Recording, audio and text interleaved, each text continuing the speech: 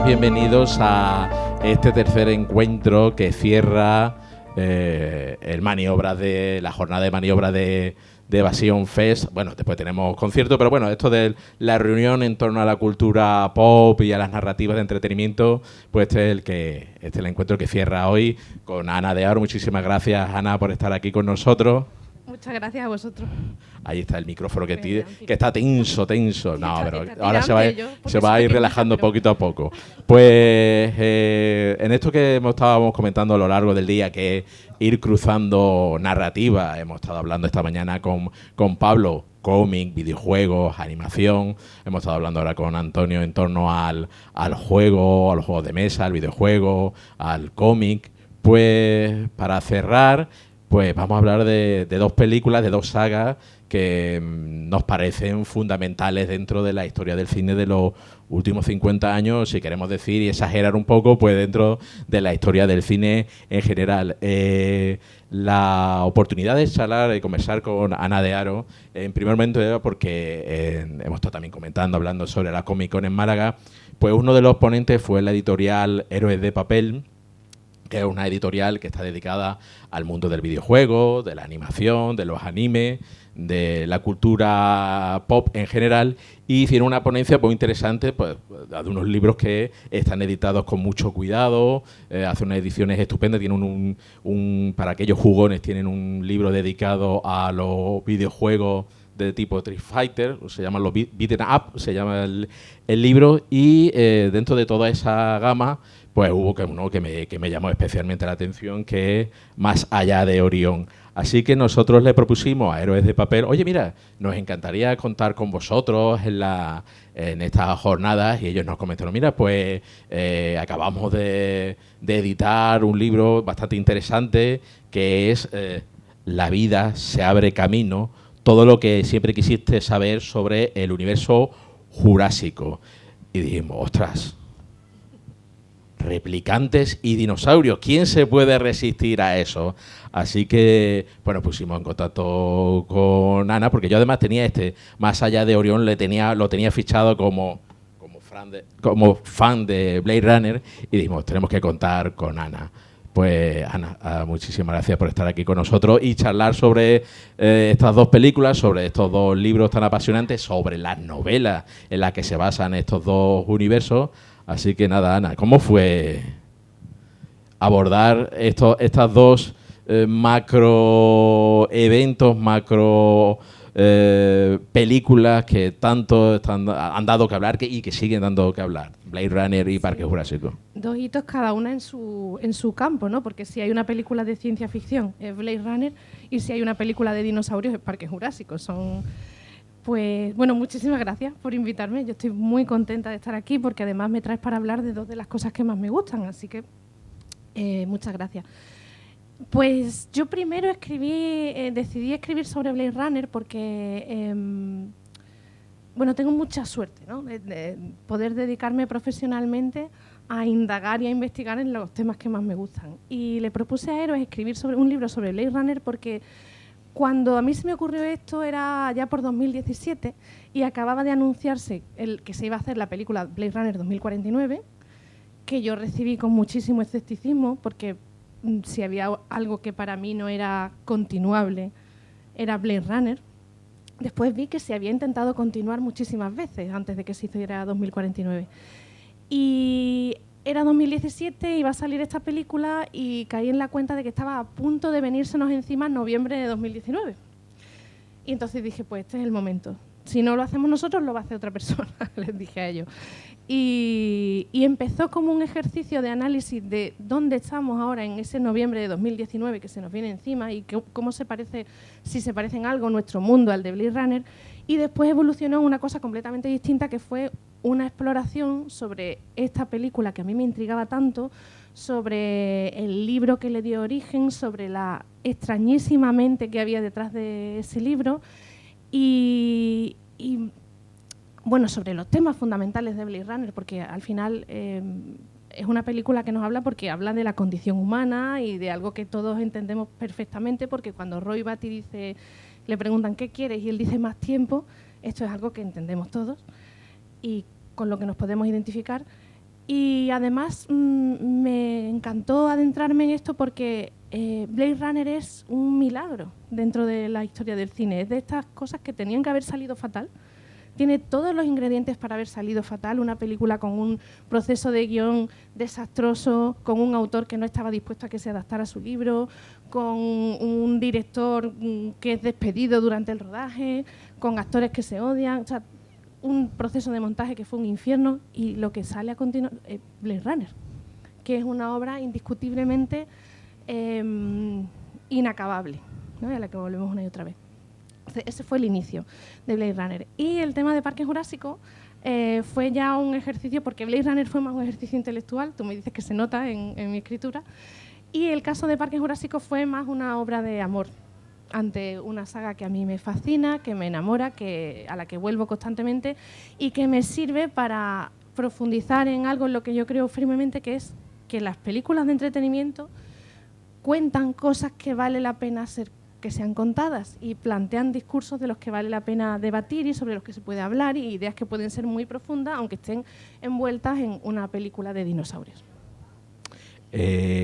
También los dos libros tienen el punto de partida de una novela, Sí. y también donde la ciencia tiene una presencia importante, y también, en cierto modo, también hunde sus raíces o tienen referencia al cine del pasado, al cine negro, sí, por un lado, y al cine de aventuras. ¿Cómo te enfrentaste a cada uno de estos proyectos? Bueno, con el caso de Blade Runner es verdad que durante todo el proceso de estudio se hablaba de que todas las referencias que me encontraban eran de cine negro y de ciencia ficción. O sea, era la primera película, o una de las primeras, que habían mezclado estos dos géneros, y se nota muchísimo en su factura, ¿no? Deckard es un antihéroe clásico del cine negro.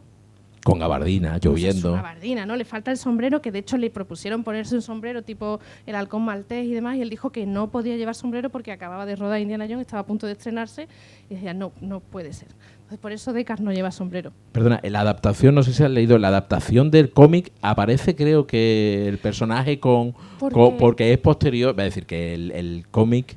El cómic es anterior a la película. Es anterior a la película, ¿no? Bueno, hay una adaptación anterior y hay una posterior que adapta la novela. Y en las adaptaciones de la novela está muy clarísima, muy clara esta influencia del cine negro. Y en el caso de Parque Jurásico, pues también el componente científico, ¿no? Y porque Michael Crichton, en mi casa le decimos Michael Crichton, me vais a perdonar, para mí es Michael Crichton. Yo digo Crichton en las presentaciones porque luego se está grabando, en fin.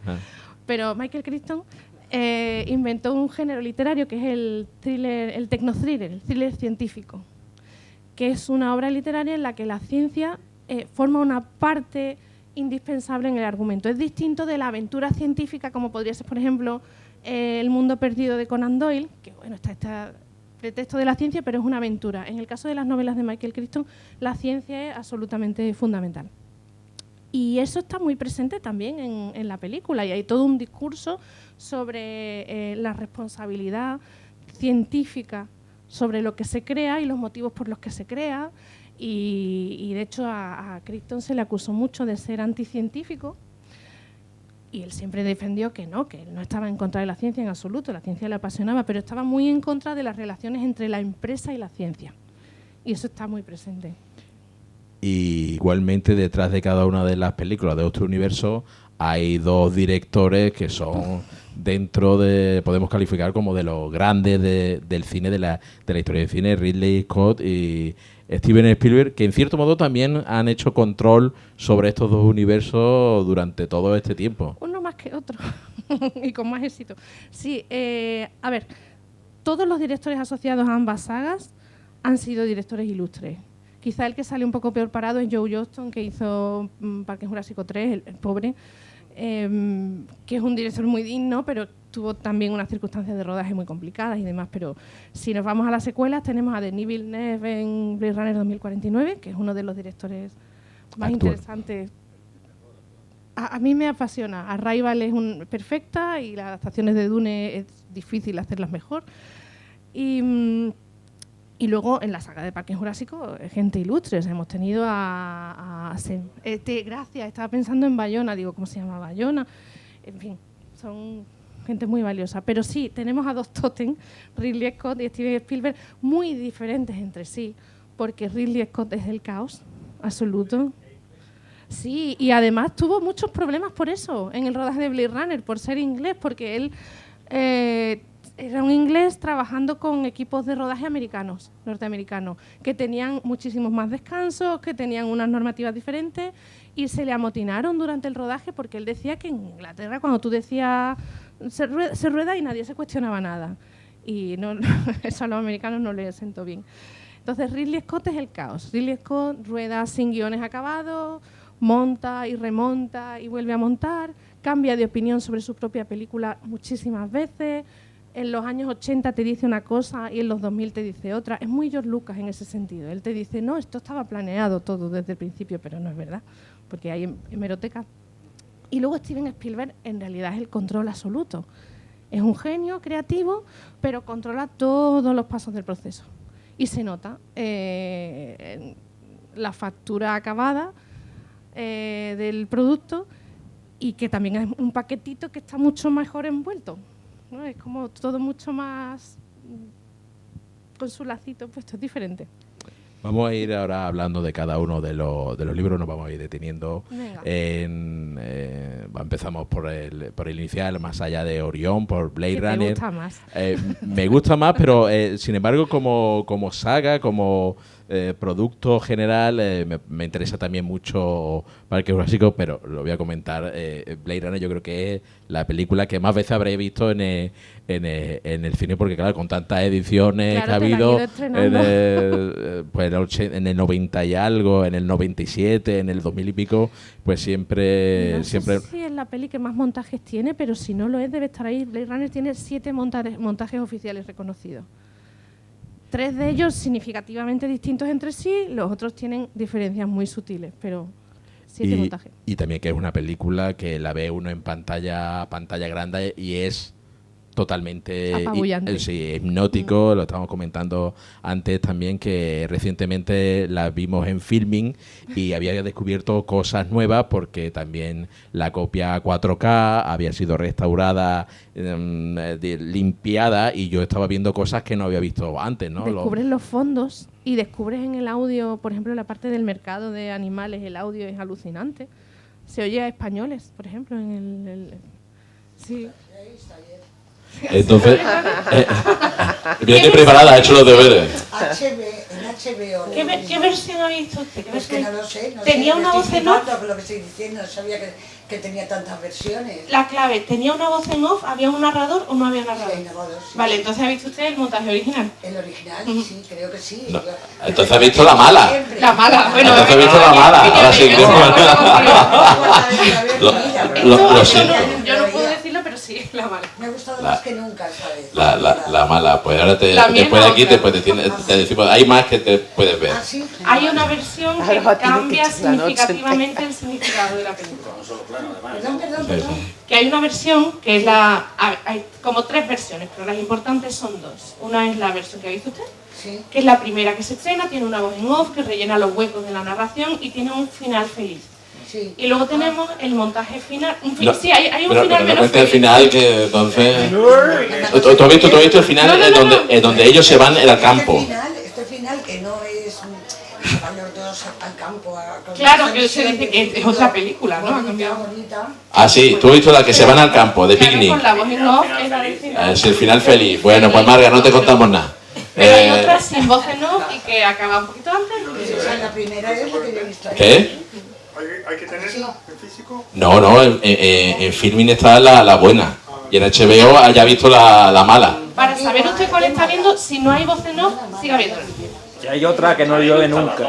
Sí. A mí también me gusta la, pero prefiero... Bueno, pero vamos a retomar, que si no nos vamos. Entonces, Pero hay un tema que cambia mucho. retomamos. Entonces tú te abordas, como estás comentando, Blade Runner desde un punto de vista más intelectual, más sesudo, más más reflexivo, haciéndote ver, las preguntas que se hacen los personajes dentro de la película. Al final me acabó emocionando, porque siempre... bueno, porque yo creo que todas las personas que nos dedicamos a algo creativo, si no nos enamoramos de cada proyecto, eso no fluye, ¿verdad? Y yo me enamoré muchísimo de este proyecto, porque además tiene dos cosas que me emocionan mucho. Una es ese discurso sobre la necesidad de más tiempo, ¿no? ¿Qué sucedería? Porque esto que les pasa a los replicantes de que tienen una fecha de caducidad, esto nos pasa a todos. Lo que pasa es que ellos saben cuál es su fecha de caducidad y está muy próxima. Entonces, ¿qué haríamos nosotros si supiéramos cuándo vamos a morir? Me parece que es una pregunta muy impactante. ¿Qué haríamos con ese tiempo? Y luego me emociona mucho la relación de Philip K. Dick con el producto final, película Blade Runner, que él no llegó a ver nunca. Philip K. Dick es el autor de la novela Sueña los androides con ovejas eléctricas. Él nunca llegó a ver el producto acabado. Inicialmente se enteró, esto me gusta contarlo porque es un cotilleo, ¿no? De esto. Él se enteró de que estaban haciendo una película de su novela por los diarios de producción de Hollywood que le llegó, y se enfadó mucho porque la estaba haciendo el director de ese horror que era Alien, que a él no le había gustado nada. Entonces, en un momento dado, para aplacar al autor, que era muy vocal en su descontento, pues le invitan al rodaje de la película y le proyectan 20 minutos. 20 minutos en los que no salía diálogo, eran todo imágenes de la ciudad, de los coches, de los spinners, tal. Y entonces él escribe una carta al estudio, que se hace pública, en la que les dice: lo que estáis haciendo vosotros es lo que va a hacer que mi trabajo dure. Y es precioso. Luego él muere poco antes de que se estrene la película y no la llega a ver. También confronta la novela con la película, en la Claro. cual hay bastante diferencia, y entonces Muchas. haces tú un estudio de comparación entre la novela y la película, porque Philip K. Dick es el gran autor, se puede hablar de la conspiranoia Sí. de la ciencia ficción, ¿no?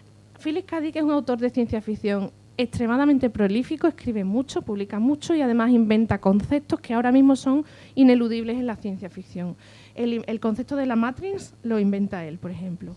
Pero sus novelas son extrañas, tienen muchísimo contenido metafísico y filosófico, y a veces están escritas de forma un tanto apresurada. Yo creo que él es un gran ideólogo, un gran narrador, no sé si un gran escritor, pero lo que hace Philip K. Dick en la ciencia ficción es seminal, o sea, es básico para la ciencia ficción que viene después.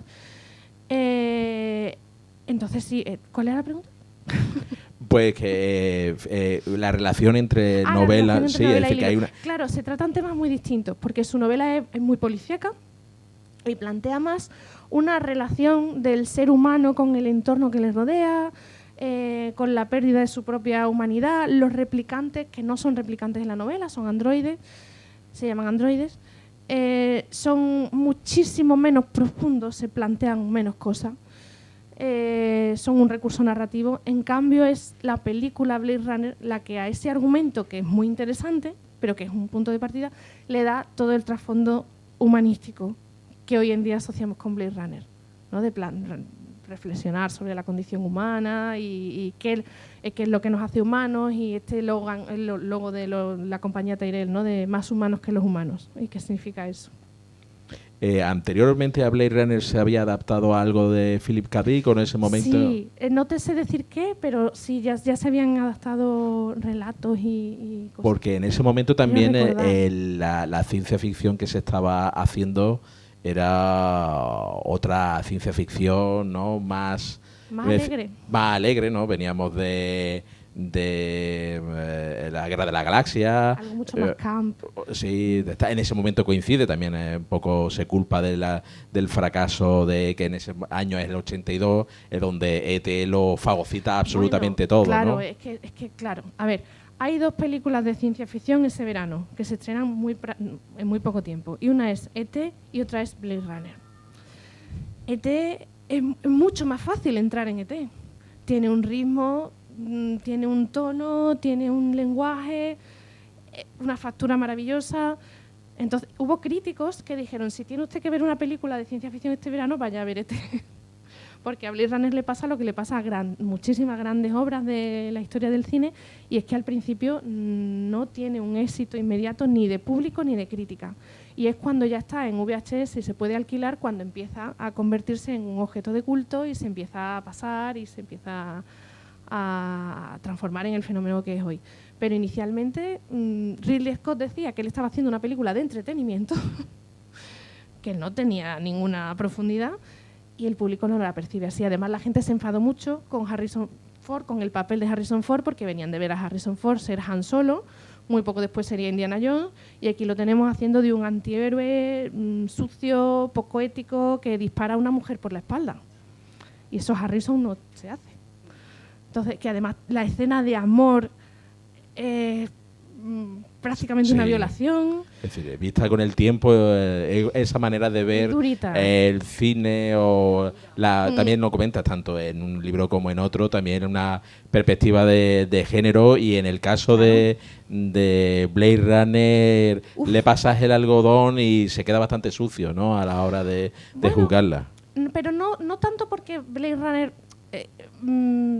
yo no creo que el discurso en sí sea negativo, creo que es un discurso que es muy significativo de cómo se representa a las mujeres en la ciencia ficción, cómo se representaba entonces y cómo se representa muy habitualmente. Aparte, estamos basándonos en una obra de Philip K. Dick, que no es un autor que tenga una visión positiva de las mujeres, en absoluto. Entonces, los personajes femeninos de Blade Runner tienen destinos y perspectivas complicados. Luego, son interesantísimos, porque todos tienen una profundidad. Pris, que es una muñeca, o sea, además el personaje de Daryl Hannah, que se lo define como un modelo estándar de placer, o sea, es terrorífico. Tiene un discurso, ella cita a Descartes. Claro, o sea, ella es...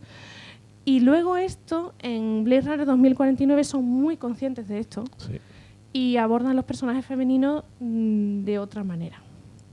Toman nota y advierten que... Bueno, sí, siguen teniendo un discurso complicado, porque seguimos teniendo el modelo de placer, que ahora es un holograma. Joy es un personaje complicado. También en Blade Runner se da la circunstancia de que es una película para los amantes del cómic. Es decir, los comiqueros vemos en Blade Runner, pues vemos todo lo que es el cómic francés, Moebius, ¿no?, que comentábamos, Moebius a tope. Está directamente implicado en el diseño de producción. El propio Ridley Scott... Heavy Metal. El Ridley Scott es dibujante, él creo que hace su storyboard, ¿no? Y entonces había una conexión del mundo del cómic que también enganchó en cierto modo, porque creo que incluso por ahí tengo algunos Metal Hurlan donde se hablaba de Blade Runner como película, ¿no? Es decir, que la conexión con el cómic es bastante importante. Sí, porque además a Ridley Scott le importa muchísimo, y esto se nota mucho en todas sus películas, pero en esta especialmente, el diseño de producción. Le da muchísima importancia a la ciudad, al espacio, y la ciudad del futuro de Blade Runner, desde Blade Runner, es la ciudad del futuro estándar. Después la vemos en Ghost in the Shell, la vemos en Dark City, la vemos en todas partes. Y se origina aquí. Bueno, se origina en Metal Hurlant y en el cine aquí. Sí, porque hay momentos que, no sé si recordáis, cuando Rick Deckard va saltando por los coches y ves la tribu. Bueno, los Hare Krishna a mí me...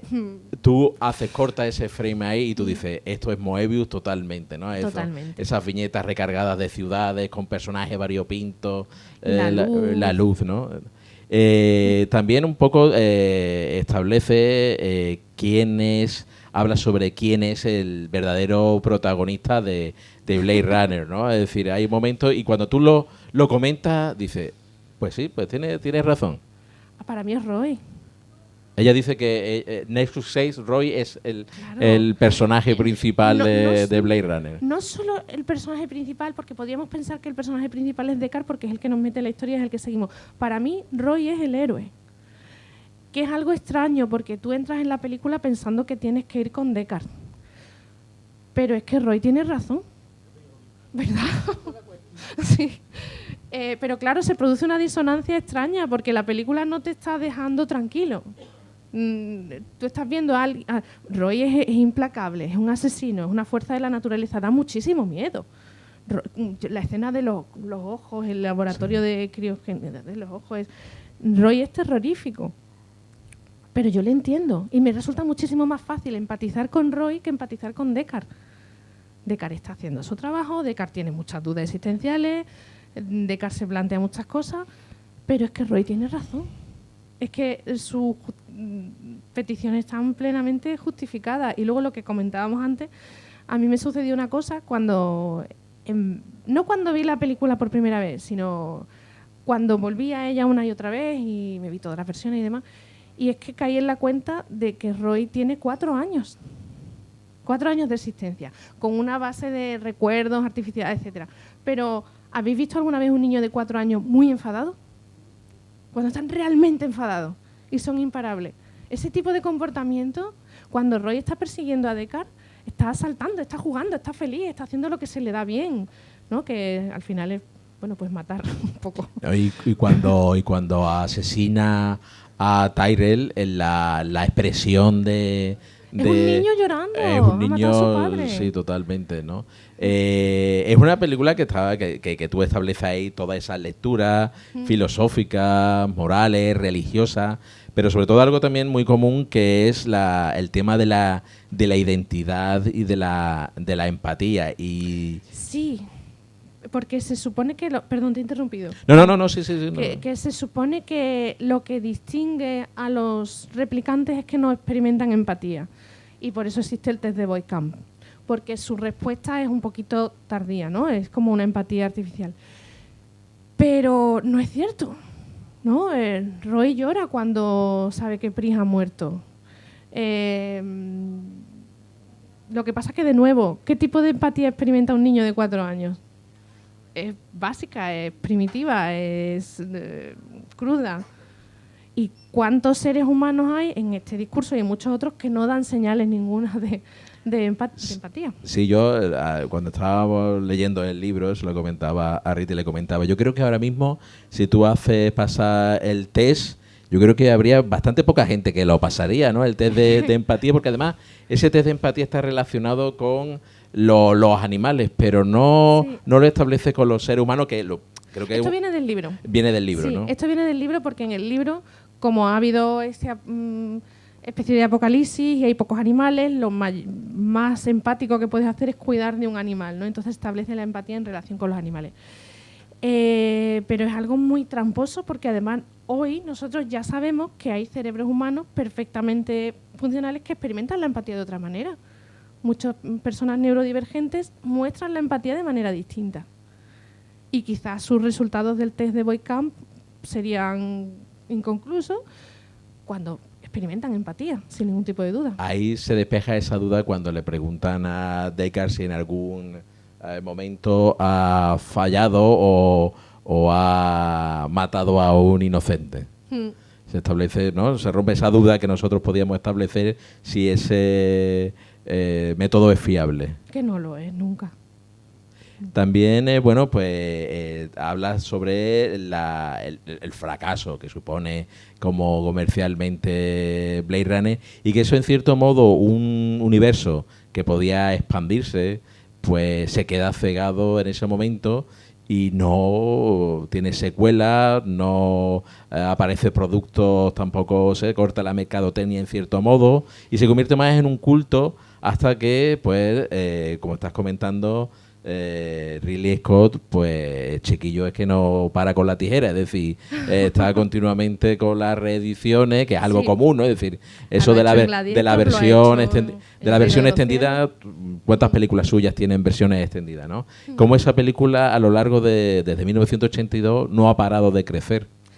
Es un proceso, porque además inicialmente creo recordar que es el estudio el que le ofrece hacer una versión del director, que luego no monta él, con lo cual él está muy enfadado y hace su propia versión. Hay otras versiones que vienen de cortes en sistemas de emisión y demás. Pero hay una cosa curiosa y es que Blade Runner en realidad no muere nunca.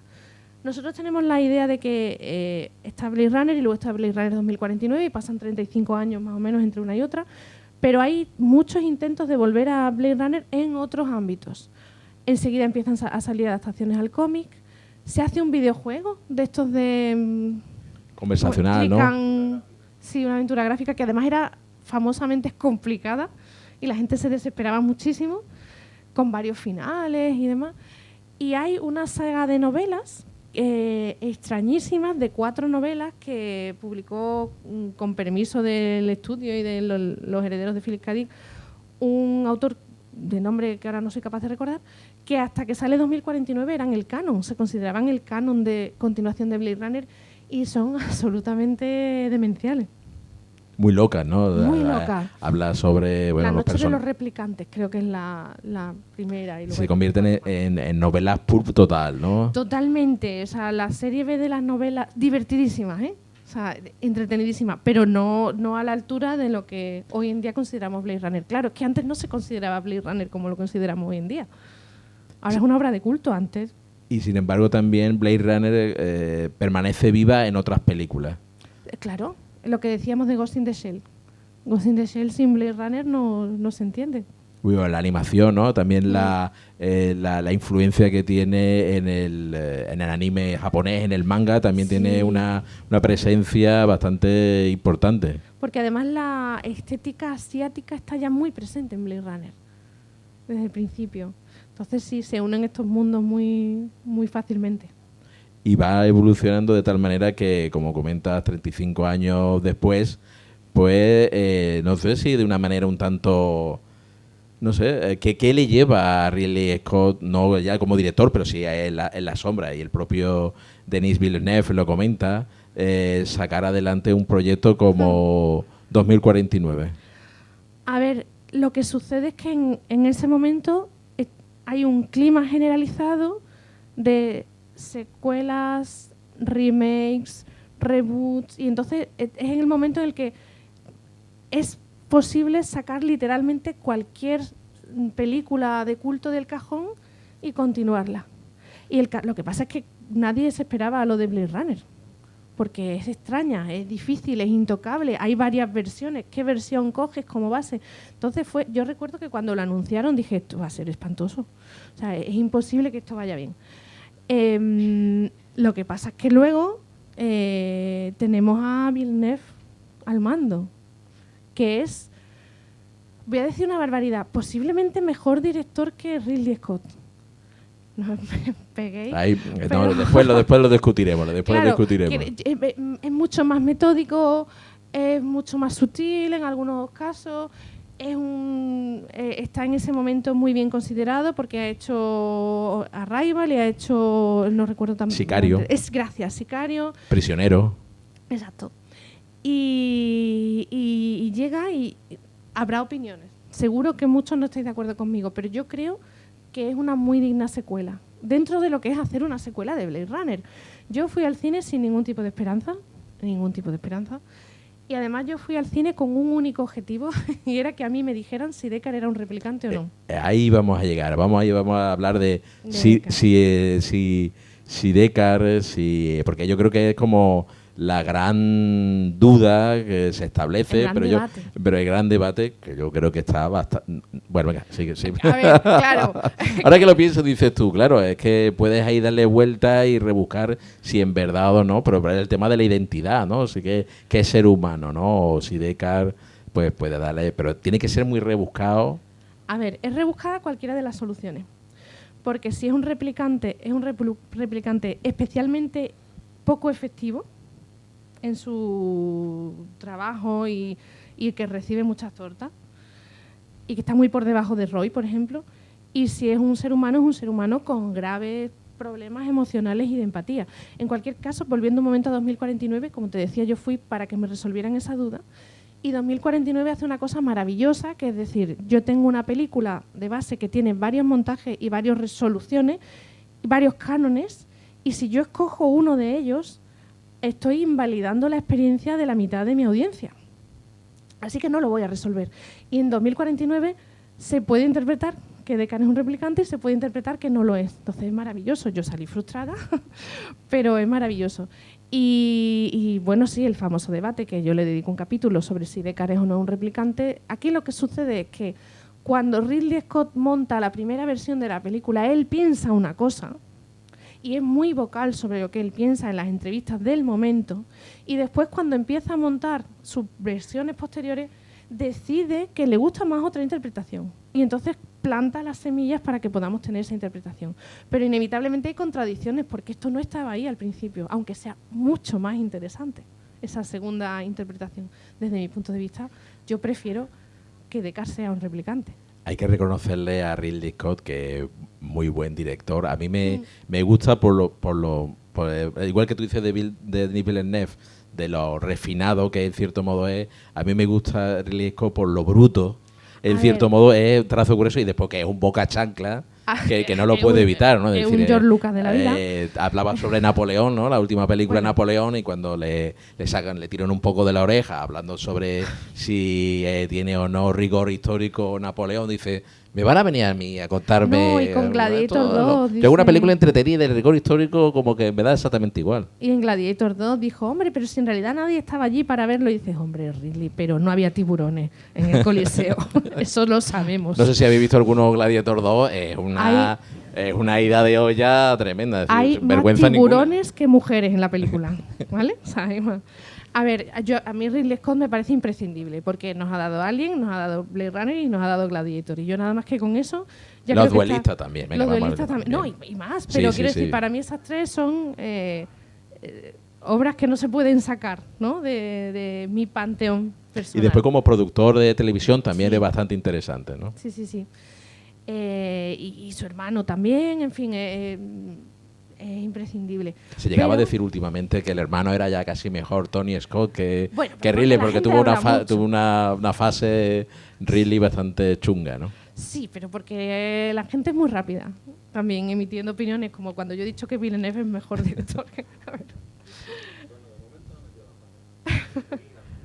Claro, pero la meterá, ¿no? Inevitablemente. Claro. Dejarle. Claro. Ahora viene una tercera de Dune, veremos a ver. Luego se quiere meter a hacer James Bond, veremos a ver. Pero es verdad que yo creo que es un director... nada más que por Arrival su carrera está justificada, creo yo. A eso también, vamos a recuperar una IP. Esa IP se puede recuperar perfectamente. Sí es cierto también que el universo Blade Runner sí es un poco controvertido porque en cierto modo ninguna de sus películas han sido un éxito. Es decir, ni en el 82 Blade Runner lo fue, ni 2049 lo ha sido, ni tampoco en las posteriores expansiones, ¿no? No sé si alguna habéis visto Blade Runner Black Lotus en HBO, una serie de animación. Claro. Que también, pues bueno, esas expansiones donde ves siempre, tienes la sensación de que se podría hacer otra cosa, pero no. Vuelven mucho a lo mismo.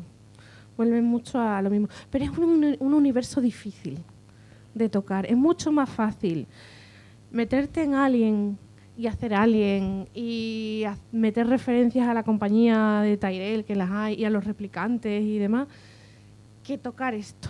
Esto tiene un fandom más complicado, tiene unos discursos más complicados. Es el ritmo de Blade Runner es muy característico, es un ritmo que para ser Blade Runner tiene que ser lento, es lo que le pasa también al 2049, es muy pausado, se toma su tiempo para todo, si no, no es Blade Runner, igual que le pasa a Parque Jurásico, que tiene una serie de fórmulas que se tienen que cumplir, que luego veremos, para ser Parque Jurásico. Entonces, es que no debería funcionar, es que no debería ser comercial, no son películas fáciles, y sin embargo, como son tan buenas. Lo que ocurre es que tiene un problema de base, que al ser películas de ciencia ficción, sus costes en teoría son elevados, por lo tanto deben dirigirse a un público en cierto modo que te rentabilice esa inversión. Ahora se considera alta ciencia ficción, en su momento no se pretendía, pero entonces es mucho más difícil jugar con esto que como con Star Wars, ¿no? Que puede sacar productos secundarios de todo tipo que muchas veces son más interesantes que los productos principales porque te permites explorar, y aquí no.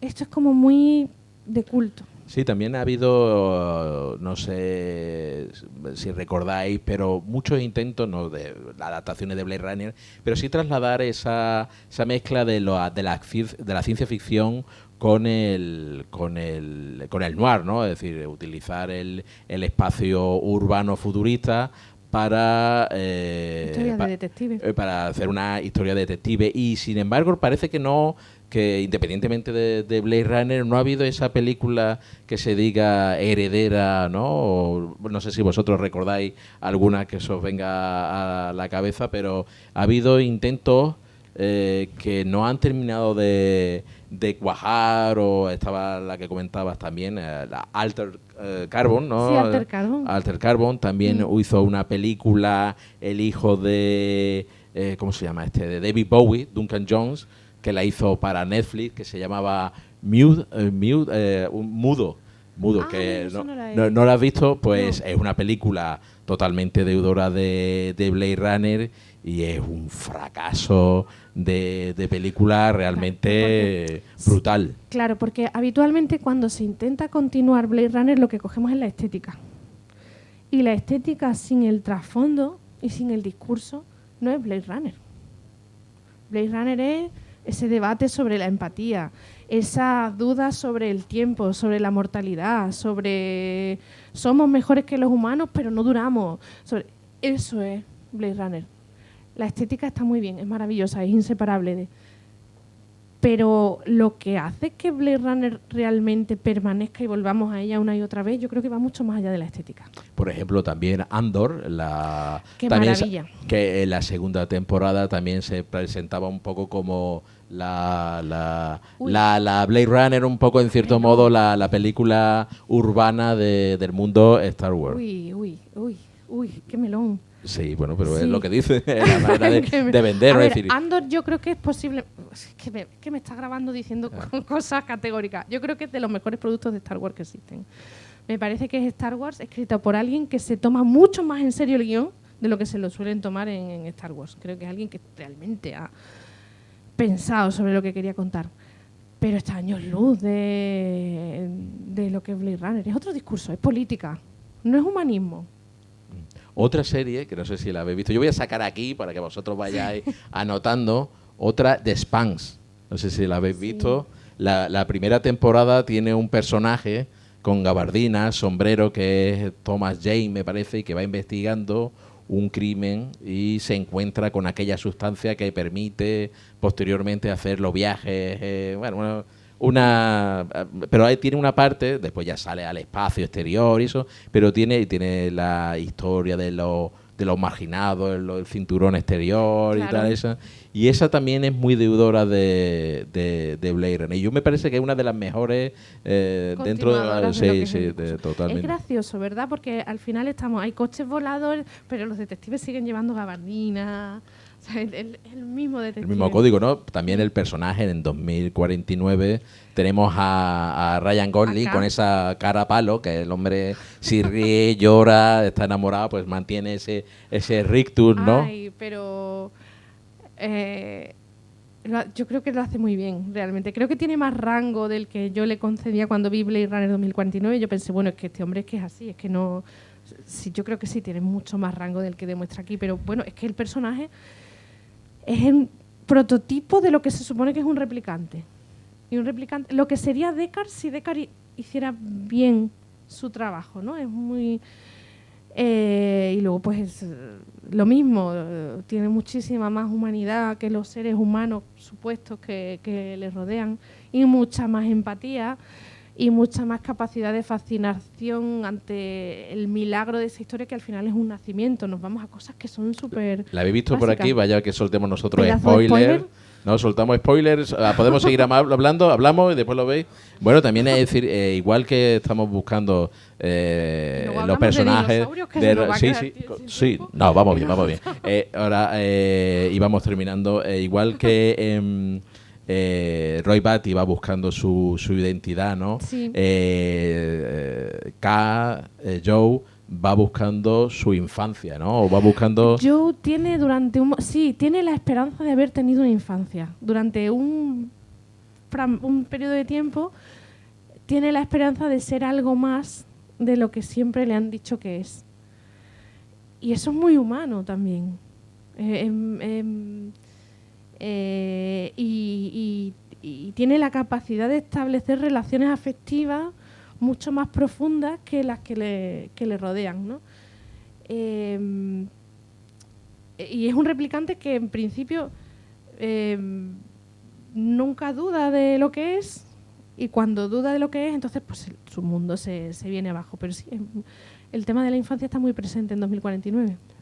Pues en Blade Runner, para ir acabando, hablamos de memoria, se habla de memoria, Sí. se habla de... Porque ya no sé, a partir de cierta edad, no sé si a vosotros pasa, uno ya duda si lo que está recordando pertenece a parte de un sueño, si lo ha soñado, si se lo ha inventado, si aquellos recuerdos son... Y yo creo que Blade Runner cuenta mucho sobre... Y claro, tu identidad pertenece a los recuerdos. Y yo creo que Blade Runner pues habla de identidad, memoria y empatía. Un poco para ir cerrando... Totalmente de acuerdo, porque además el problema que tienen los replicantes es que saben que sus recuerdos son falsos, pero su personalidad y sus experiencias vitales posteriores se han construido en base a esos recuerdos. Entonces llega uno a plantearse, ¿importa que sean falsos o no? Pero claro, como su valor en la sociedad se define en base a esa condición de humano real o no, pues resulta que sí que es importante. Pero sí, memoria, humanidad, tiempo, urgencia ante lo que pueda suceder. Y un canto a la vida. Totalmente. Y al final es ¿qué haces con el tiempo que tienes? Citando a Gandalf, ¿no? Pues vamos a saltar de hemos terminado como muy dramático, introspectivo, estamos aquí en la ciencia ficción tal, y muy introspectivo, vamos hacia la aventura desatada que nos plantea Steven Spielberg a partir de Michael Crichton, y una manera de enfocar el espectáculo y la aventura de una manera totalmente distinta, ¿no? Aquí tenemos nuestro mosquito en ámbar. En ámbar. Y es la historia parte de un mosquito al final de cuentas, ¿no? Sí, una cosa que se ha convertido en tan importante y tan icónica. Bueno, yo me lo creí. Claro, yo tenía 9 años, ¿no?, cuando vi Parque Jurásico por primera vez. Pero hay una cosa muy bonita sobre Michael Crichton, y es que, aunque esté escribiendo sobre un parque de dinosaurios, a él le importaba muchísimo la credibilidad de lo que estaba contando y la verosimilitud de lo que estaba contando. Y si inventaba que se habían clonado dinosaurios genéticamente, le importaba mucho construir un discurso alrededor que fuera como mínimo plausible, ¿no? Y que hubiera unas bases científicas que pudieran comprobarse, aunque luego se lo llevara por derrotero, ¿no? Y toda esta base de la teoría del caos y su reflexión sobre la teoría del caos, que está mucho más presente en la novela que en las películas. Hay escenas en las que es antiliterario, pero funciona perfectamente porque hay velociraptores lanzándose contra las alambradas y está Ian Malcolm puesto de morfina hasta las cejas hablándote sobre la teoría del caos. Y tú quieres que te siga explicando la teoría del caos, aunque haya velociraptores lanzándose contra las verjas. Entonces, a él le importa mucho esa base científica. Y esto se convierte en algo tan icónico y es tan plausible que cuando yo estaba documentando este libro, dije, bueno, tengo que explicar que lo del mosquito en ámbar no se puede hacer, pero quiero explicar por qué no se puede hacer. Y resulta que creo que es la Universidad de Berkeley, tiene un departamento de paleontología muy prestigioso, y ese departamento de paleontología se ve que debe recibir muchas cartas y muchos emails. Y entonces tienen una página web dentro de su página web dedicada expresamente a explicar por qué no se pueden clonar dinosaurios a partir del ADN supuestamente conservado en un mosquito fosilizado en ámbar. Es precioso. Por si tuviéramos en algún momento al alcance, nos pudiéramos no plantear de clonar eso. No sé si en aquella época, claro, porque el libro es de 1990, ¿la oveja Dolly de qué año es? Posterior, creo, pero muy poquito posterior, ¿no? Sí, es decir, que se barruntaba, ¿no? Estaba en el imaginario la posibilidad de que la ciencia de la clonación, ¿no? Él es muy, muy, muy contemporáneo en la ciencia que plantea, tanto en lo de las teorías del caos y en la paleontología que él muestra en Parque Jurásico, en la novela. Es absolutamente novedoso y está al día, y Alan Grant se basa en un paleontólogo real, que es Jack Horner, que luego es el asesor paleontológico de las películas y que de hecho en Jurassic World sale, lo podemos ver a Jack Horner haciendo ahí un cameo, porque todo el discurso de Alan Grant, que ha descubierto que los dinosaurios son gregarios y que cuidaban de sus crías, y la teoría de los dinosaurios que evolucionaron en las aves y tal, todo eso en ese momento, cuando Michael Crichton escribe, es objeto de debate. Y él toma partido por estas teorías que luego resulta que son las dominantes, pero que estaban muy discutidas. O sea que él está muy al día en lo que plantea. Y Michael Crichton también retoma algo que pues, en sus primeras novelas había hablado, que era el tema del ocio. Los parques, ¿no? Tiene un problemita con los parques. Sí, era Almas de Metal, creo que era sí, aquella donde pues se plantea esa ética de si está todo permitido para pasarlo bien, ¿no? Que al final es Blade Runner, que hasta dónde podemos llegar con el robot, ¿no?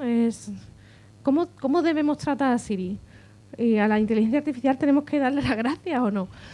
Y si él dirige Almas de Metal, que luego aquí es Westworld, ¿no? Y aquí es Almas de Metal y luego pues, vuelve a ser la serie Westworld. Y el tema del parque es muy interesante porque él lo que plantea es, como quiero ser verosímil, si yo me invento que podemos clonar dinosaurios, ¿quién va a financiar esto? Y dice, pues la única manera plausible de que esto se financie es a través del ocio. Sería una industria de entretenimiento. Entonces se inventa el tema del parque, que es maravilloso porque se lo toma de nuevo muy en serio y entonces se plantea cómo es un parque de estas características. Y en un momento de la novela dice, bueno, es que este parque tiene todos los problemas de un parque de atracciones, de un zoológico y de una estación de investigación científica sobre algo que no tenemos controlado. Y el personaje del señor Arnold, que es Samuel L. Jackson en las películas, el trasfondo que tiene la novela es muy bonito porque es un imaginero de los de Disney. Se supone que ha trabajado para los parques de atracciones de Disney, que lo cual es perfecto porque Hammond es Disney desatado. En la novela Hammond es terrible. Es más, si no es el abuelito, no es Attenborough, ¿no? No es el Papá Noel maravilloso que es Attenborough. Que además, qué curioso, ¿no? Porque también el hermano es el gran David, ¿no? Divulgador de... El naturalista. El naturalista, ¿no? David Attenborough, ¿no? Y qué curioso sí. que tome como referente al hermano. Y bueno, sobre esta base... Sí, no, pero bueno. Son ilustres cada uno en su... Los dos son ser, supongo, sí, los dos son ser. Y entonces como lo toma, ¿no? A ver, uno es uno de los naturalistas más importantes, el otro dirigió Gandhi y Chaplin. También cada uno es lo suyo. Pero bueno, hay una conexión ahí. Hombre, a David Attenborough... Sí, además que... sigue activo. No hace mucho. Una maravilla. Salió también... Tapachuchete, es que pero ya son años, ¿eh? Me parece que él hizo una serie para la Apple TV. Yo que estoy lanzando aquí sobre dinosaurios, ¿no? Es decir, hablando de... visualmente muy potente. Y bueno, ahora después seguiremos hablando. Y a partir de ahí, pues toma... Steven Spielberg retoma ese material literario y como siempre, pues Steven Spielberg tiene su mundo, tiene sus temas, tiene su... que en cierto modo también está presente en la novela, pero él lo hace suyo y ahí están los grandes temas de Steven Spielberg. La familia construida, la familia involuntaria, pero lo de cómo Spielberg adapta Parque Jurásico es muy bonito, porque Spielberg y Crichton son amigos y son compañeros de creativo y ellos están, en el momento en que Michael Crichton está escribiendo Parque Jurásico, ellos están creando una serie pequeñita que igual nos suena, que se llama Urgencias. Pues, claro, que nadie ha visto. O sea, ellos crean... Michael Crichton es el cerebro que hay detrás de Urgencias. Que recordemos, en ese año, en el año 90 y algo, coincide con la propuesta que lleva a cabo... ¿cómo se llama este hombre? El presidente Bill Clinton, con el tema de la... sanidad pública un poco universal y entonces a través de la ficción pues Urgencia lo que hace es una reivindicación de la sanidad pública. Y ya al hilo, otra serie que os lanzo, si podéis ver The Pitt, engancharos a ver The Pitt porque Alucinante. Aparte, Michael Crichton tiene una cosa muy importante y es que él de formación es médico. No llega a ejercer más allá de sus prácticas porque se da cuenta de que odia ser médico, pero es maravilloso porque Sir Arthur Conan Doyle, que escribió El mundo perdido, también era médico, un médico transformado en escritor. Entonces, bueno, es bonito este vínculo entre los dos. Entonces ellos están creando urgencias y en una de las muchas comidas de trabajo que tienen, Spielberg le dice, bueno, ¿y qué estás escribiendo ahora? Y Michael Crichton le dice, estoy escribiendo una novela sobre dinosaurios clonados genéticamente. Y Spielberg dice, vale, cuando la escribas es mía. Luego resulta que cuando se publica Parque Jurásico hay una guerra muy importante por los derechos, todos los estudios la quieren, uno de los posibles directores iba a ser Richard Donner, otro iba a ser Tim Burton, otro iba a ser... O sea, había una lucha ahí importante. Pero Spielberg se queda con los derechos. Entonces, claro, él coge una novela que está recién salida del horno, que es un éxito instantáneo, pero le hace el filtro a Spielberg. Y Spielberg piensa visualmente. Entonces, él lo que hace es quedarse con los temas básicos, pero sobre todo con los momentos visuales de la novela que a él le han impactado, que son el ataque de la carretera principal, los velociraptores y el pado de los velociraptores, el mosquito atrapado en ámbar, etcétera, ¿no? La escena del T-Rex en la lancha que entra y sale de la película muchísimas veces y que no hemos podido ver en el cine hasta ahora en Jurassic World Rebirth, por fin han conseguido adaptar la escena del T-Rex en la lancha, es de la novela, es de Parque Jurásico. Entonces Spielberg piensa en esas secuencias principales que son las que a él le han movido y le han gustado, y eso es lo que a raíz de esos momentos construye el resto de la historia, que está adaptada de la novela, pero bueno, que es una simplificación inevitable, manteniendo los discursos principales, ¿no?, que están ahí. Y luego le añade esta cosa tan Amblin y tan Spielbergiana de la familia y de los niños, que para mí son muy, muy importantes, porque ¿os habéis fijado que no hay ninguna película de Parque Jurásico sin niños? Tiene que haber niños. Si no, no es Parque Jurásico. Bueno, pero el parque solamente está en 2 de las películas. El parque nunca llega a abrir, nada más que abre en Jurassic World, y lo que vemos antes es el prototipo. ¿Y por qué hay niños? Entonces, eso fue lo que a mí realmente, mi punto de partida a la hora de escribir el libro fue, creo que hay algo ahí, y mi conclusión es que la mirada del niño es la única mirada válida a la hora de acercarse a Parque Jurásico. Porque todos los niños en algún momento de su infancia tienen estas fases de obsesión por los dinosaurios, ¿no? Y algunos no se nos pasa nunca. ¿Y por qué nos emocionan los dinosaurios? Y pensando a partir de esto, y de esto se ha estudiado y se ha teorizado, y llegó a la conclusión de que, bueno, es que lo que te comentaba antes, ¿no? Mi opinión es que los dinosaurios son la prueba física de que hay dragones. Y eso es maravilloso. Eso es precioso.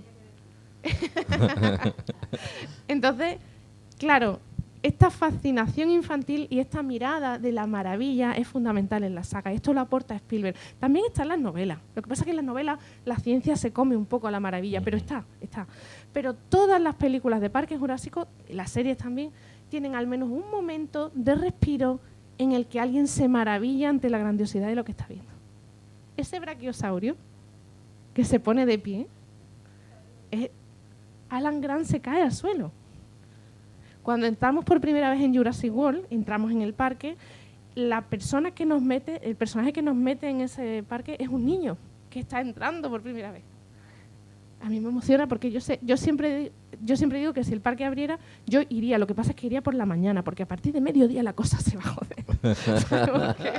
Los sistemas de seguridad... Claro, hay que ir temprano. Es como pasaba en 24, ¿no? Es decir, ¿quién contrata al personal de los parques? Es decir, siempre el factor humano, siempre hay algo que la caga, sí, ¿no? El factor humano falla, pero el caso es que tiene que haber niños por eso, porque la mirada maravillada es la única que funciona. Y como espectador, creo firmemente que sí, él también es la única que funciona. Es distinto en ese sentido de Blade Runner, porque tú aquí puedes entrar a analizar.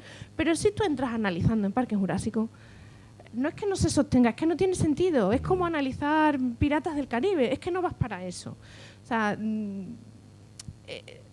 no es eso lo que se le pide, ¿no? se trata de Sí, abrazar emocionarse, abrazar el sentido de la maravilla, ¿no? En ese sentido. También hay que recordar, y viendo Parque Jurásico, de dónde venía Steven Spielberg y qué películas anteriormente había, es decir, que había hecho Hook, ¿no? Había hecho... No, pero me refiero ¿Inmediatamente anterior? En los últimos años había hecho Hook, Always, aquella película con Audrey Hepburn. Es decir, que estaba en un periodo un poco indeciso, ¿no? Y entonces yo creo que también aborda, porque se ve al principio, ¿no? Que Parque Jurásico también tiene un planteamiento, aunque familiar, también recupera un poco de la tensión de Tiburón, ¿no? Es decir, yo creo que hay momentos muy Tiburón, ¿no? Donde de momento no vamos a mostrar quiénes son los depredadores, no nos vamos a ocultar hasta el último momento. Y juega siempre a ese suspense de... Y él hace una cosa muy bonita, y es que decide de manera consciente que va a tratar a los dinosaurios como animales. El tratamiento como monstruos viene un poco después. Pero él decide que no son monstruos, que son animales haciendo lo que hacen los animales. Y lo que están intentando comer, lo que pasa es que la comida corre y grita, pero les da un tratamiento que además es muy innovador, como decíamos, en ese momento, tanto cuando se publica la novela como cuando se hace la película, porque la concepción de los dinosaurios cambia mucho a lo largo de la historia, pero en este momento todavía estábamos en ese periodo en el que se los representa como animales pesados, lentos, ¿no? Y él adopta un enfoque mucho más naturalista, que también es el de Crichton, y de repente te encuentras pues con esas criaturas que corren, que saltan, no se había visto antes. Sí, porque es verdad que ¿qué dinosaurios habíamos visto antes en el cine, ¿no? En el Valle Encantado, ¿no? Teníamos en el Valle Encantado teníamos cavernícola, teníamos a Raquel Welch también dando vueltas por ahí. También, sí, ¿no? Pero no había, como tú comentas, el establecer el dinosaurio como un animal, ¿no? Como un ser vivo que tiene unos comportamientos, sí. Muy innovador. Y también otra cosa muy importante de Parque... Sí. ¿Cuál? El Valle de Wangui. Bueno, los dinosaurios están presentes desde la historia, desde que empieza a existir el cine. Uno de los primeros cortos de animación que existen, no recuerdo ahora mismo el nombre, pero es en un momento de cine mudo y tal, es un Gertie la dinosaurio. Sí. Es un dinosaurio animado que además interactúa con el creador, que esto era como una especie de espectáculo de circo, y hace un poco lo que hace Hammond, hablando con Mr. ADN. Pues era lo que hacía el director de Gertie en su... En King Kong también aparecía hay dinosaurios también, ¿no? En King Kong. Pero también la importancia que tiene Parque Jurásico es la representación. La representación, ¿no? Es decir, es un momento donde la tecnología, la interrelación entre los efectos especiales digitales y los seres humanos, pues eso es una de las principales improntas que tiene Parque Jurásico, es decir, la naturalidad y lo bien incrustados que están ¿no? involucrados los personajes reales con la... A ver, eso es tremendo, porque el Parque Jurásico Steven Spielberg la dirige cuando justo están haciendo ILM, Industrial Light and Magic. Entonces, inicialmente él plantea que va a hacer los dinosaurios con stop motion. Y contrata al mayor experto en stop motion que hay entonces, que es Phil Tippett, pero también contrata a los de ILM para algunos efectos especiales adicionales. Y entonces hay estos milagros, ¿no?, que suceden en la historia del cine, estas cosas que pasan, que uno de los animadores que trabaja en ILM hace una prueba por su cuenta de un esqueleto digital de tiranosaurio, cómo lo animaría y tal. Y en una de las reuniones de supervisión que hay, está Steven Spielberg y está Kathleen Kennedy, que ahora mismo, bueno, creo que justo lo acaba de dejar, pero ha sido la directora de Disney y Star Wars y tal, pues les enseña este vídeo. Es como una encerrona, ¿no? Es como, mira lo que estoy haciendo. Y esa reunión cambia el rumbo de Parque Jurásico, porque Spielberg decide que no va a hacer los dinosaurios con stop motion, sino que va a ir en el terreno digital. Y Phil Tippett pues queda como supervisor, digamos. Pero Una cosa muy importante de la saga, igual decíamos que hay ingredientes que tienen que estar, los niños, tal.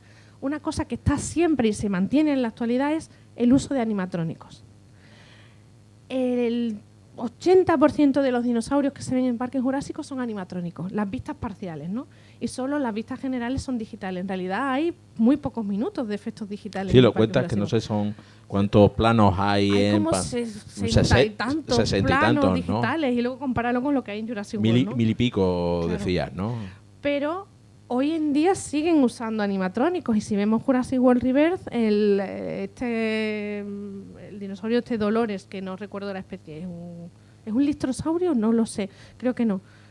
No es un listrosaurio. Si estuviera aquí mi hijo de 8 años se enfadaría mucho porque no es un listrosaurio. Te suspende. Sí, es un animatrónico, ¿no? El que va en la mochila de la niña y demás, y se siguen utilizando. Porque al final sucede una cosa, y es que, primero, que son los mejores animatrónicos del mundo. Es la Jim Henson de tal y la de Frank Oz y toda esta gente. Y que esto le da a los actores un vínculo emocional muy fuerte con lo que está pasando. Y cuando tú tienes a Alan Grant sobre el Triceratops, es que Sam Neill está encima del Triceratops. Y claro que está flipando. O sea, yo quiero tumbarme en un Triceratops así, ¿no? Entonces, y además, esto cimenta muchísimo Industrial Light and Magic, que justo acababa de hacer el T-1000 de Terminator 2, el Terminator líquido, que por cierto sale en Parque Jurásico. El T-1000 sale en Parque Jurásico, el modelo del Terminator líquido. La escena famosa en la que el T-Rex se come a Genaro, que está en el cuarto de baño, el que está en el cuarto, coge al abogado y lo agita. La persona que agita es digital. Y en ese momento Industrial Light and Magic dice, ¿para qué voy a modelar un ser humano si tengo uno perfecto? Entonces coge el modelo del T-1000 y lo inserta en... Así que Terminator sale en Parque Jurásico. Parque Jurásico pega el gran pelotazo en taquilla, sí, casi. digital, es decir, marca un camino en la utilización de los efectos especiales y, no, claro, pues Steven Spielberg, pues él no le hace asco a tener sagas, ¿no? Y porque también es muy muy fan del mundo del pulp, del cine de aventuras, y bueno, pues es un hombre que también piensa en cuestiones económicas claro. y establece que se va a convertir en una saga. Ya lo de la saga, pues tú también hablas, porque desde tu amor como fan tampoco te ciegas y tú y analiza pues todo lo que va planteándose tanto en El Mundo Perdido como en Parque Jurásico 3 y bueno, como después pues bueno van resurgiendo y el por qué va resurgiendo posteriormente casi ¿cuántos años después? Creo que son 15 años entre Parque Jurásico 3 y Jurassic World.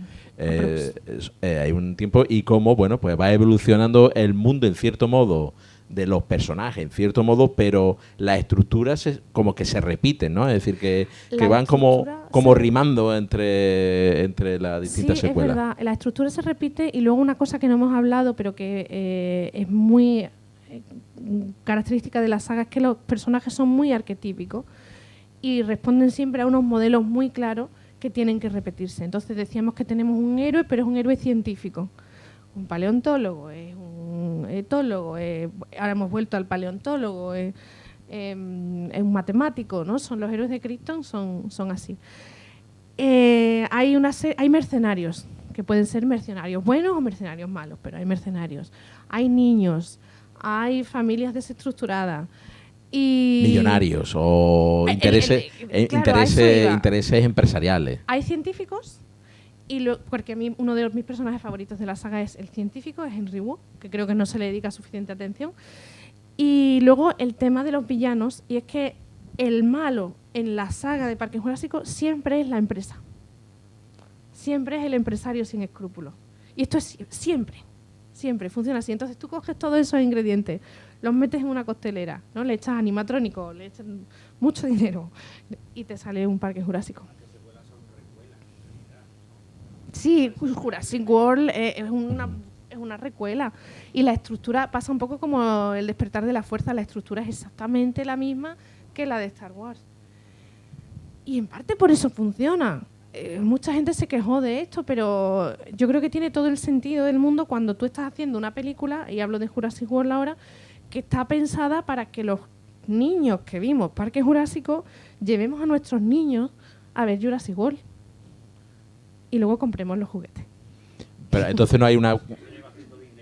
Sí, ¿no? Pero hay un movimiento también más empresarial Vamos a ver. que artístico, ¿no? En cierto Vamos a modo, ver. ¿no? Por ponerle una Vamos pequilla.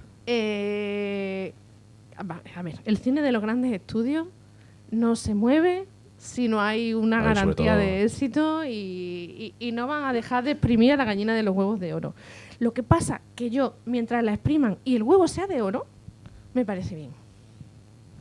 Mientras nos ajustemos a esas normas, mientras mantengamos una serie de discursos, mientras siga estando presente el discurso científico, pero bueno, que el interés empresarial está ahí. Hombre, claro, por supuesto. Bueno, nos saltamos Parque Jurásico 3, si te parece bien. Bueno, porque- pero el espinosaurio, ¿eh?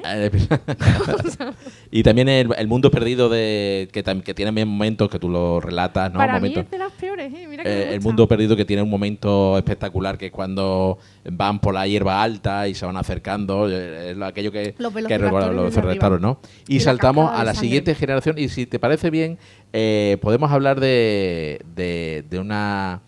la película de Bayona, porque en cierto modo es el cuerpo extraño dentro la de más de la saga, ¿no? Es decir, ahí Bayona pues juega al gótico, ¿no? A las mansiones, a los fantasmas, Sí. a un poco a esas relaciones, ¿no? Una niña que es que te puede remitir un poco a Frankenstein, ¿no? También a Blade Sí. Runner, clonada, tal. La niña Y- clon. la niña clon, y entonces un poco como la historia un poco rara, extraña, ¿no? Es la rara, Abby, sí.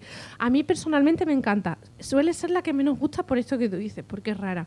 Y porque Bayona, otra frase categórica, es quizá el más autor de los directores que dirigen Parque Jurásico, aparte de Spielberg, ¿no? Es el más peculiar y el menos de estudio, ¿no? Y entonces Bayona hace una película que es muy rara porque son dos películas. Tienes una primera mitad que es en la isla y que es un parque jurásico clásico, y luego tienes una segunda mitad que es una película de Casa Encantada pero con dinosaurios. Entonces, claro, yo estoy dentrísimo porque... Muchas gracias. Hasta luego. Hasta luego. Que yo estoy muy dentro porque a mí me encanta la estética gótica tal, y esa escena de esa casa con ese pedazo de luna y el Indoraptor enmarcado por la luna es precioso. Y los referentes de Bayona son pues el Drácula de Frank Langella y este tipo de cosas. Entonces, claro, es una película extraña estéticamente. Es la primera que se atreve a sacar... Bueno, no, está el incidente de San Diego en El Mundo Perdido, pero era una cosa como muy aislada y muy de peli de monstruo. Pero aquí plantea por primera vez esta expansión, ¿no? De realmente vamos a sacar a los dinosaurios de la isla y a ver hacia dónde vamos, ¿no? Desde aquí. Que luego les sale bien o no, porque no llega a explotar lo de los dinosaurios en el mundo. Explota mucho más en las series de televisión, que yo recomiendo mucho. Sí, Campamento Cretáceo, ¿no? Campamento Cretácico. Es uno de los mejores productos de Parque Jurásico es Campamento Cretácico. Aunque tenga esta factura de serie de animación infantil, es de animación, pero no es infantil. Y claro, la de Bayona, pues es una película que parte de la producción es española, los equipos son distintos, el diseño de producción es distinto, es más rara. Tiene otro ritmo. Pues ahí va, sigue. Yo no sé si frente el Parque Jurásico como saga tiene enfrente a... ¿Qué le podría diferenciar frente, por ejemplo, estamos comentando las sagas del Monsterverse, ¿no? Del mundo de Godzilla y King Kong, ¿no? Esta fascinación por grandes animales y que también apuesta por el cine de aventura. ¿Tú qué diferencia ves entre una y otra? Es decir, apelan un poco, son las grandes sagas que apelan a los monstruos, ¿no? A la Sí, pero fantasía. el tema es que las películas de Parque Jurásico no son pelis de monstruos, aunque haya monstruos. Sí, sí. No tienen la estructura, ni la banda sonora, ni la factura visual de las pelis de monstruos. El sello Amblin. El sello Amblin es muy reconocible. ¿No? Esta cosa familiar, esta cosa de aventura, este sentido de la aventura, una aventura muy blanca. ¿no? Y puede haber sangre, pero poca, ¿no? Es como... Curiosamente, de las más sangrientas, aunque hay muchas más muertes en otras, ¿no? Pero Parque Jurásico enseña mucho más carnaza que luego lo que viene después. A el Monsterverse, que a mí me entretiene muchísimo, es cine de monstruo clásico que además viene de Godzilla, que tiene esta factura japonesa con esta forma de narrar distinta y estas criaturas que tampoco son kaiju, que es un tipo de monstruo muy particular también con sus propias normas. No tiene este sentido de la maravilla. Son monstruos de los que tienes que huir y que destrozan ciudades. Y en Parque Jurásico sí huyes, pero antes has visto qué guay, qué bonito, ¿no? Y hay una parodia del cine de monstruos en El Mundo Perdido, al final, con el incidente San Diego, y está el T-Rex corriendo por San Diego, y hay un momento dado que un grupo de empresarios japoneses trajeados huyen del monstruo, ¿no? Porque se dan cuenta del referente que están usando y lo abrazan y demás. Pero es una parodia.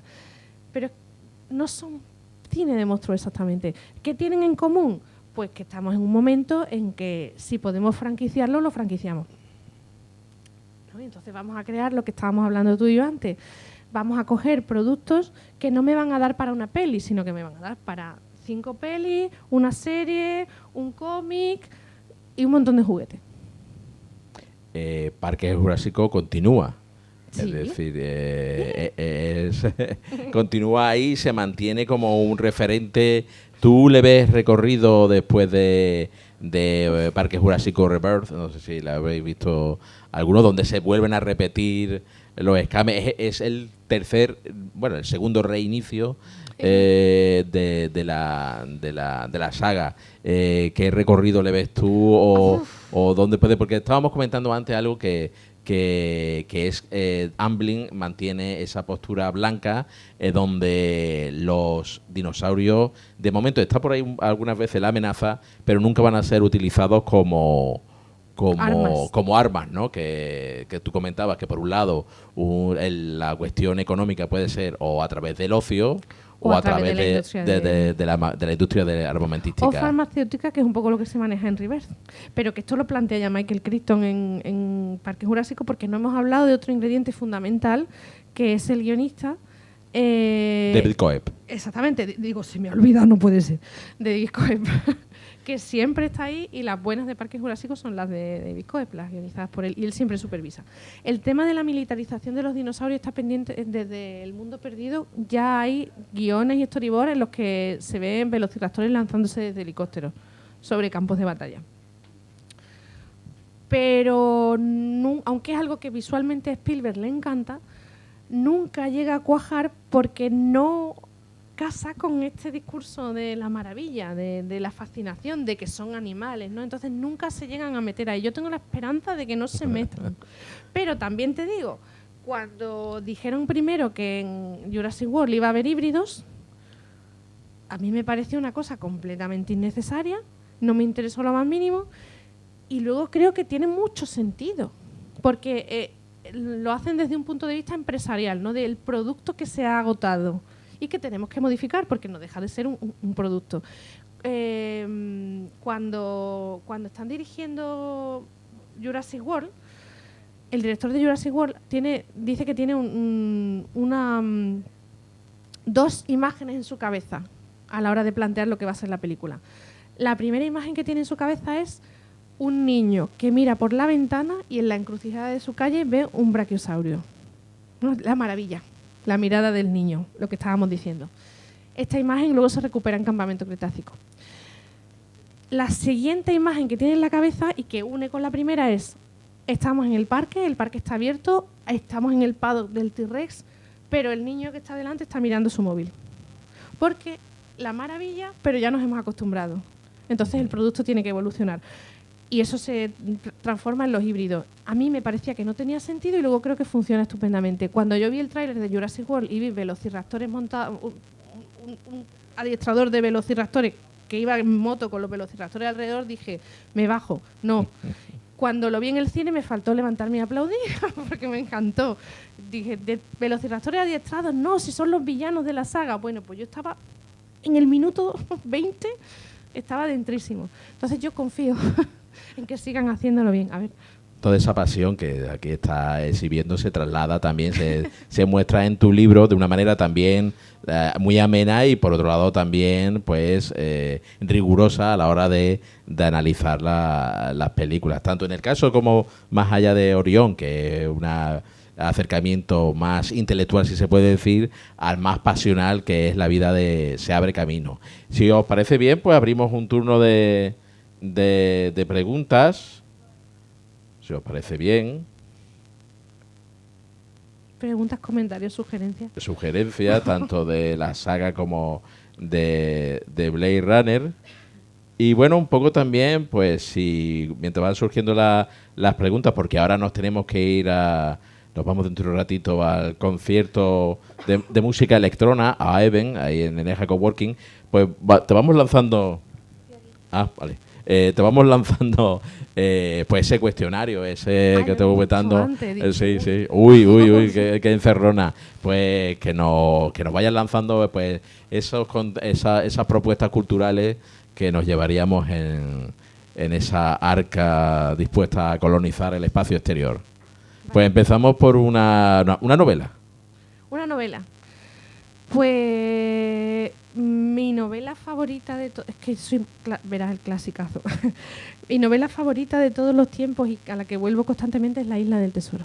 La Isla del Tesoro, muy bien. En principio no está conectada, ¿no? No. Pero sí, está bien. Está conectada con los dos. Con los dos. Por favor, déjame contártelo. Venga. Sí.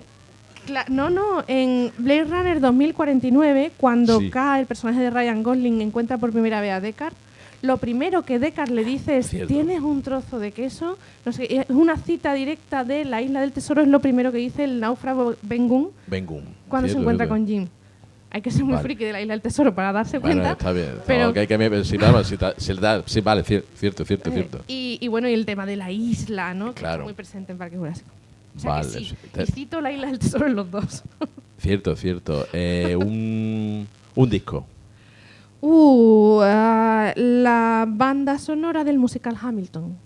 Wow, Hamilton, vale. Lin-Manuel Miranda. Perfecto. Que está conectado con Steven Spielberg porque fue el que le hizo la banda sonora de la adaptación de West Side Story, creo que era, o tiene algo por ahí conectado. Bueno, porque algo además ahí. La actriz que ganó el Oscar por West Side Story es una de las actrices de Hamilton. Están ahí. Vale, era otro musical, musical, vale, era otro musical en el barrio, tal y cual. In the Heights, el musical de Lin-Manuel Miranda. Sí, cierto, hemos dicho el disco tal. ¿Me has dicho disco, novela? Videojuego. Monkey Island, vale, videojuego. Uno, vale. Cómic. Pues mira, el primero que se me vino a la cabeza cuando le preguntaste aquí a Antonio fue La broma asesina, de Alan Moore. Un Joker. Killing Joke. Pero ahora estoy muy enganchada a un cómic que se llama Las leñadoras, de Lambert James. De N.D. Stevenson, que es también la autora y el autor de Nimona. Entonces nos falta Cómic, videojuego... disco. Venga, pues la serie. La serie, pues...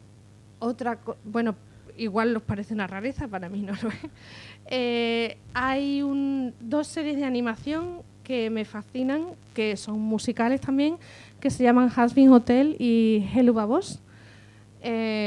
Son una pequeña rareza que nació en YouTube y que después se ha trasladado a Amazon Prime y que tiene factura de serie en Amazon Prime. Es animación para adultos, muy para adultos, o sea, es fuertecita, pero es musical y cuenta en sus dobladores con grandes voces clásicas del musical norteamericano, y es una historia sobre el infierno.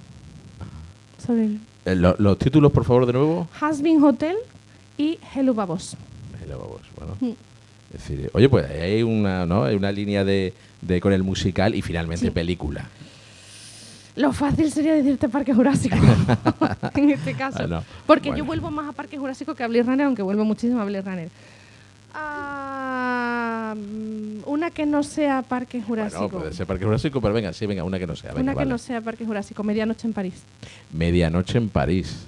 Un poco de fantástico, ¿no? Bueno, un poco muy ecléctico. Soy escritora y Sí, Medianoche sí. en París me da ganas de escribir. Sí, te dan ganas de escribir, ¿no? Un poco el fantástico, ¿no? El fantástico simple, Sí. ¿no? Y el musical. El musical siempre. Que es también abrazar el sentido de la maravilla. Oye, pues muy bien, pues vamos, estamos construyendo una nave espacial muy Variadita, chula, muy ¿no? bonita. A ver, seguro que se va a Variadita. subir mucha gente. Tenemos que hacer una nave más grande. No creo que nos vamos a caber todos ahí, ¿eh? Porque se está montando una cosa guay. Sí, ¿no? Porque está la cosa como para subirnos. Pues, Ana, muchísimas gracias. Muchas gracias a vosotros. Pues, muchas gracias por esta conversación tan estupenda sobre dos obras que nos fascinan y que pues hemos estado ahí pues charlando y conversando y descubriendo maneras de ver las películas, y ahora seguro que seguiremos conversando en torno a ella y otros muchos temas. Pues muchísimas gracias, A Ana. vosotros siempre, gracias.